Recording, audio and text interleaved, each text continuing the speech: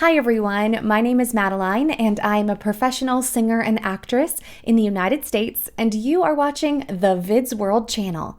I hope you've liked some of my other reaction videos, and I'm super excited to be back here again today, and I will be reacting to another Geography Now video.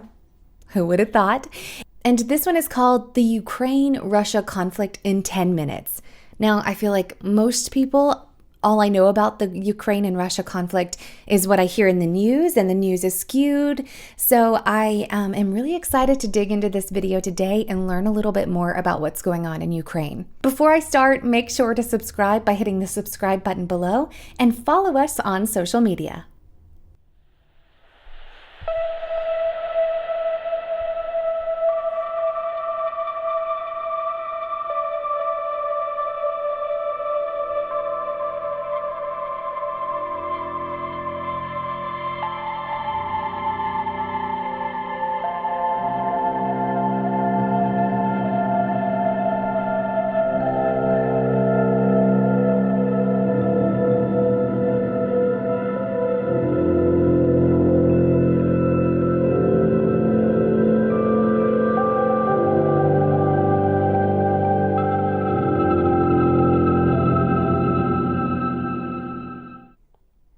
Oh, hey, Ukraine.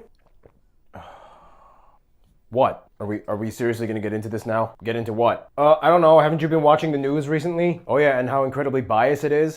Bias? I mean, coming from the state-controlled media empire with UN representatives that accuse the West and Ukraine of using genetically enhanced to combat mosquitoes against Russia? I mean, not like biological warfare is a new thing. Look, we're at war right now. I shouldn't even be talking to you. Okay, first of all, special operation, not war. Second, oh, so now you just want to stay quiet and just listen to your little NATO friends that say they care so much about you when half of them probably couldn't even pinpoint Ukraine on the map before all this happened. Special operation? Are you kidding me? You mean the one where you said you were gonna free us Ukrainians from all the neo-Nazis that rule our country? Yeah, because your country is run by neo-Nazis and fascists. Zelensky is literally Jewish, descended from Holocaust victims, and you're calling him a Nazi. There were Jews sympathetic to the Nazis in World War II as well, and plus it's not like he's a super devout practicing Jew. You guys literally just call anything you don't like a Nazi or a fascist. Yeah, because we fought against Nazis and neo-fascists, so we know how to call them out. Well, then you're just really bad at it. Oh, don't act like you're so sweet and innocent. Your country was riddled with corruption since independence, and your politicians have been known on record for numerous bribery scandals involving oligarchs and the mafia. Well, But also, what government officials and leaders don't have some kind of controversy? was it in 2018, the Council of Europe even listed you as like the most corrupt country in Europe? Yeah, after you being number one. Yeah, we've had our corruption and drama. Thankfully, we're going through a corruption purge right now. In any case, most of our corrupt leaders were tied to former Soviet nomenclatura, which tied back to you anyway. Back to us? You're the one that totally went back on half of the agreements that we made in the 90s after your independence. Lisbon Protocol, Budapest Memorandum, the Russia-Ukraine Friendship Treaty. What are you talking about? You broke them. In fact, part of our agreement was for you to formally acknowledge us and promise to never attack us after we gave our nuclear weapons back to you in the Budapest Memorandum, which quite frankly may have been one of our biggest mistakes in retrospect. Yeah, never attack except in the case of self-defense, otherwise in accordance with the Charter of the UN, which is why we had to initiate on your attacks on ethnic Russians after the Euromaidan protests led to anti-Russian sentiments and killings in the Donbas and Crimean regions. Oh, okay. You want to bring this back to 2014? Okay, you want to do this? Okay, let's do it. Going back to the Yanukovych years? Yeah, we hated him. He was your little dictator puppet that refused to sign the EU Association of Free Trade Agreement, calling for violent action against the protesters. Some of your people hated him. There were also pro-Yanukovych protests as well, and your government was just as violent against them. Yeah, not at all to the same scale, and then you used this as a conduit to justify your invasions of our east and south regions in the Donbas and Crimea. Yeah, these primarily ethnic Russians wanted us to help. There's a reason they became separatists. I mean, think about it. They didn't like all the corrupt policies that your government was either forcing upon them or neglected upon them, which pretty much started immediately after your independence. Hell, you closed down half of all the state-owned factories in the Donbas, and then they became a gray industrial wasteland. Okay, yes, in the earlier years, we probably could have put more focus on building those areas up. Yeah, you could have. But during independence, every single one of those areas voted to become integrated with Ukraine and break up with the former USSR. They became an agreed part of our country. Yeah, there are so many illegitimacies with all those actions, like the traitorous Khrushchev who handed over Crimea in '54 from the Russian SFSR to the Ukraine SSR. I mean, there were only like, what, 13 out of the 27 members of the Soviet Presidium that were present. I've never even heard of the SFSR. Okay. I'm learning a lot of things, and I love the format where he's kind of like having it as a conversation, but it just goes to show that the conflict between Russia and Ukraine is nothing new. It's been going on for quite a while.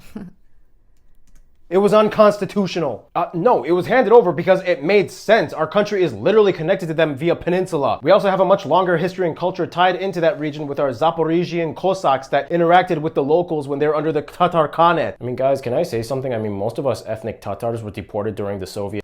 Not now. I mean, how can you even call it your country when you neglect it and the people want separation calling us in? That doesn't mean it's your country. I'm not claiming it's my country. I'm saying that it's a region that is asking for our intervention to separate from you.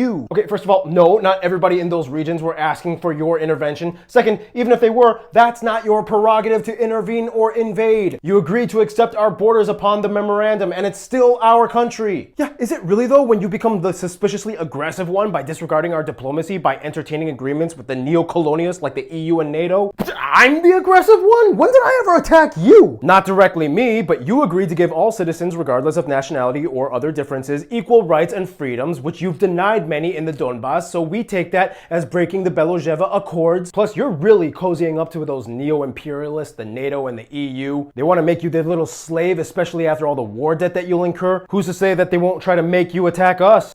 Seriously, suddenly now you want to act like you're some kind of advocate for equal rights amongst marginalized groups? Oh, but in this case you would because they're ethnic Russians, so that makes sense. Secondly, seriously, you really think I would attack you? Yeah, they broke the agreement during the Gorbachev-Bush meetings in which NATO was not to expand any further east after the unification of East and West Germany. Now they've completely encroached upon our territory, even touching our borders in like the Baltics. How is that not concerning to you? That actually wasn't part of the agreement. Okay, although the thought was brought up and talked about, there was no statement or paperwork solidifying or agreeing upon that claim. Please bring it up if you would like. Show us where in the statements does it say that it's not allowed. Plus, every member of NATO voted to join and was assessed by the current members. Nobody was forced to join NATO, and quite frankly, most of the Warsaw Pact knew what it was like to be under your sphere of influence and switched right away. What do you think that says about you? You were pretty much in the same boat as us, and at the end of the day, NATO hates us, and they keep creeping closer and closer. I mean, how do you think the US would feel if we had bases in Mexico and Canada, surveilling everything and pointing missiles at their direction? They would probably react aggressively too, and you are getting closer to them. One day, we truly believe the West wants to attack and take over Russia. It's already evident in the NATO expansion. We're pushed up against the wall. Oh my goodness, you're actually trying to victimize yourself right now. Okay, you are paranoid, clearly. Really? Because we know what it's like to dissolve and give the West a chance. We tried that in the 90s and it blew up in our faces. Everybody in the West was like trying to pick at Russia like vultures on a dying corpse. We were struggling and suffering at the hands of the supposed fake smiling West, and soon you will too. We do what we do and say what we say because you don't know what you're getting yourself into. I know what it's like to be under you for 400 years, and at this point anything is better.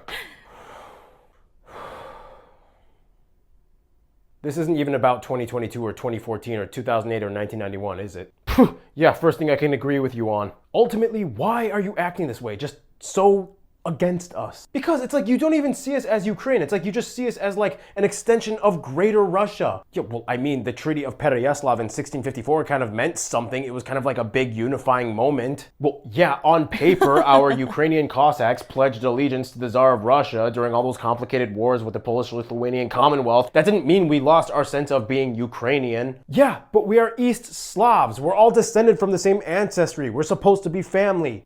You can't just say that. Yes, we have the same roots, but you guys went off and became something completely different. Oh my god, yeah, like minute, minuscule differences. No, like an entire plethora of differences. For one, we speak a different language. Yeah, within the same East Slavic branch of languages related to ours. You guys can barely understand us when we talk. In fact, we have more mutual intelligibility with the Polish language than with yours. Yeah, thanks to all those loan words that the Polish-Lithuanian Commonwealth put on you, which worked out so well in the past. Seriously, like even culturally and like even phenotype-wise, you guys have had more cultural roots related to the Uralic and Ugric peoples, whereas we are more like Pannonian Basin, Eurasian, steppe, Western European influence. Okay, so yeah, you had Zaporizhian Cossacks, we had Don Cossacks. Your Vishivankas look similar to our Rubakas. Your Petrikivka painting style is basically our Jostovo. Yeah, and where do you think you got half of all that stuff from? A lot of that was just stuff we started. Hell, people think borscht is a Russian dish. Fabergé eggs were basically just inspired from our pisanki designs. Let's just be honest though, from an outside perspective, most people couldn't even tell us apart. Yeah, because you spent centuries Russifying everything you came in contact with. Most of the republics didn't even have a choice, and many of their populations were either displaced or don't even get started on the Holodomor. Okay, yes, we know that the Stalin years were messed up, and most Russians acknowledge that, but we have to go back to the roots. No, you can't just keep throwing the East Slav Brotherhood thing. It's like from the very onset of your Moscovia or Proto-Russian identity, it's like your leaders frivolously studied the past and tried to recreate some kind of like new Roman Empire. You even put a version of the Byzantine double-headed eagle on your coat of arms, and the word Tsar is just a derivative of Caesar. It's like we all started in the same place, but then you guys just went off and became this huge monster. We are not the monster. The West is the imperialist, and we fear that they will just make you more and more of our enemy as they take your life away from you. You fear that they will take life away from us? I mean, that's a whole other discussion, but I mean, honestly, it just kind of seems like your whole position is about regretting political decisions made in the past and deciding to delegitimizing them and wanting to go back on what was already established. Because sometimes you have to fix what was wrongly established. It was never broken. Yes, it was!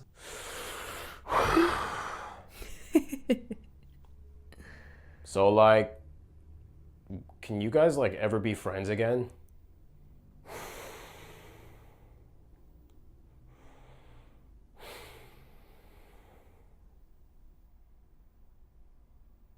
And that's it. I will say I did not know that. I knew the Ukrainians and the Russians had a lot of the same descendancy, but I did not know anything close to all of that. I didn't know their languages were starkly different. Yeah, that is fascinating. I am excited because I know this is going to lead into some more videos that I want to watch more about the conflict that's going on over there and learning some things. So thank you so much for joining me today. I really hope you guys enjoyed watching today's reaction video, and if you did, give it a thumbs up down below and let us know in the comments what you would like us to react to next. You can also support us on Patreon and buy me a coffee, and you can also, if you're feeling it, hit that super thanks button below to show some extra support. Take care!